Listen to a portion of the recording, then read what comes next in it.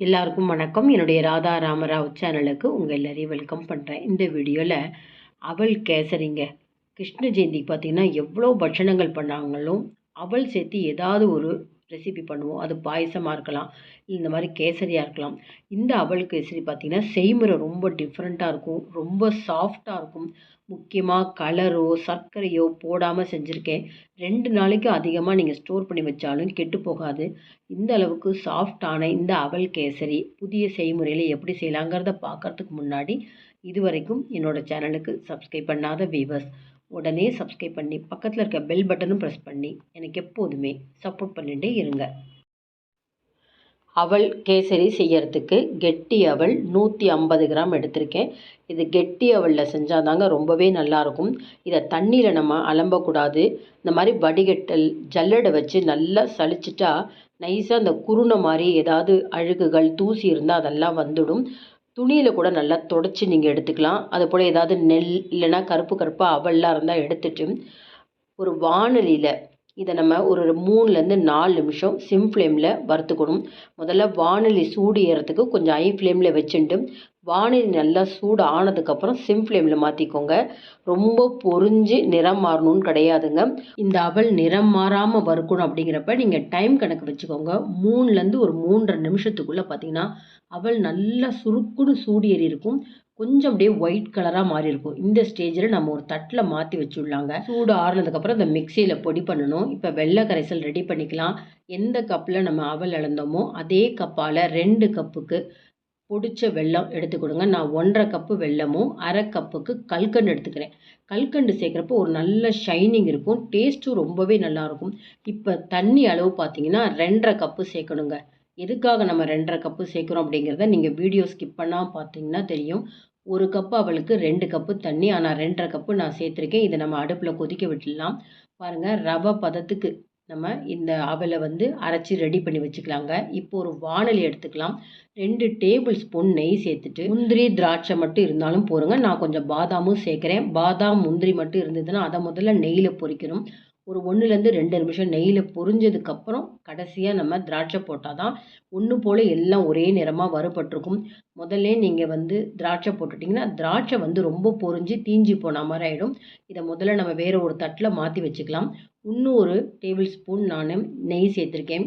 எந்த கப்பில் அவல் எடுத்தோமோ அந்த கப்பில் 1/4 கப்புக்கு கம்மியாக ரவை சேர்த்துருக்கேன்.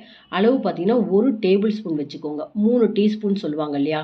முதல்ல அந்த நெய்யில் அந்த ரவையை சேர்த்துக்கலாங்க. ஒரு 30 செகண்ட்ஸ் வறுபட்டதுக்கப்புறம் நம்ம பொடிச்சு வச்சுருக்கிற அந்த அவல் அதையும் சேர்த்துக்கணும். முதல்ல நாம் வறுத்துருக்கோம். இப்போ நெய் கூட சேர்த்து கிட்டத்தட்ட பார்த்திங்கன்னா 5 நிமிஷம் நிதானமான தீயில வச்சு வறுக்கணும். இன்னும் ஒரு டேபிள் ஸ்பூன் நான் நெய் சேர்த்துருக்கேன். இது வரைக்கும் நான் 4 டேபிள் ஸ்பூன் நெய் சேர்த்துருக்கேன். கொஞ்சம் கொஞ்சமாக லைட்டாக ஒரு கோல்டன் ப்ரௌன் கலர் வருங்க. ரொம்ப அதிக அளவு நிறம் விடக்கூடாது, தீஞ்சு போன மாதிரி ஆகிடும்.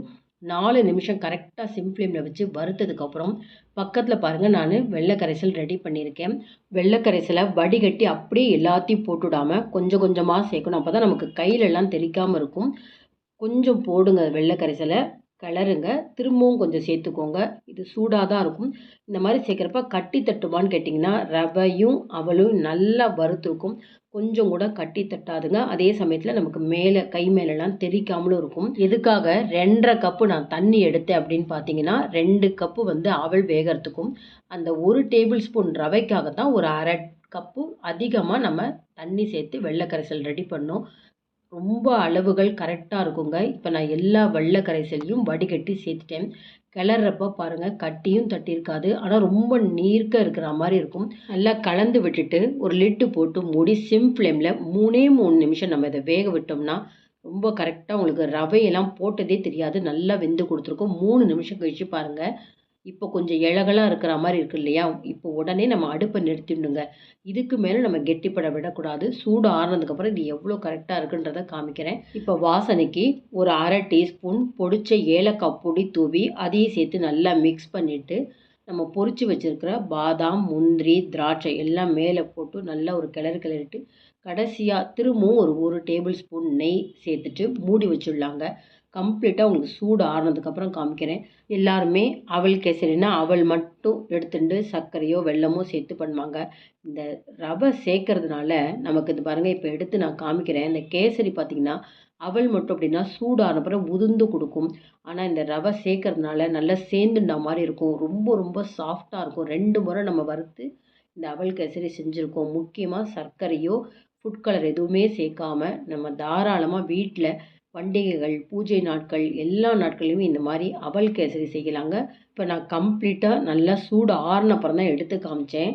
ரொம்ப கெட்டிப்படாமல் இப்போ நான் ஸ்பூனால் எடுக்கிறேன் பாருங்கள். அப்படி தொட்டு பார்த்தீங்கன்னா நம்ம அவலில் செஞ்சதுங்கிறதே தெரியாது. ரவாவில் செஞ்ச கேசரியா வெல்லம் போட்டதான்னு கேட்பாங்க. அவ்வளோ சாஃப்டாக இருக்கும். அவசியம் இந்த வீடியோ பார்த்தோன்னே நீங்களும் ட்ரை பண்ணி பாருங்கள். எல்லாருக்குமே ரொம்பவே பிடிக்கும். இந்த வீடியோ பிடிச்சிருந்தா லைக்ஸ் கொடுங்க. கமெண்ட் பாக்ஸில் உங்கள் கமெண்ட்ஸ் போடுங்க. ஃப்ரெண்ட்ஸ் அண்ட் ரிலேட்டிவ்ஸ்க்கு வீடியோவை ஷேர் பண்ணுங்கள். இது வரைக்கும் என்னோட சேனலுக்கு சப்ஸ்கிரைப் பண்ணாத வியூவர்ஸ் உடனே சப்ஸ்கிரைப் பண்ணி பக்கத்தில் இருக்க பெல் பட்டனும் ப்ரெஸ் பண்ணிங்கன்னா அதில் பர்சனலைஸ்டு வரும். அதை நீங்கள் ப்ரெஸ் பண்ணாதான் நான் போடுற புது புது வீடியோ நோட்டிஃபிகேஷனாக கிடைக்கும். நீங்களும் தொடர்ந்து என்னோட வீடியோ பார்த்து சப்போர்ட் பண்ணிகிட்டே இருங்க. ஒரு இன்ட்ரெஸ்டிங்கான ரெசிபீஸில் பார்ப்போம். Thank you viewers.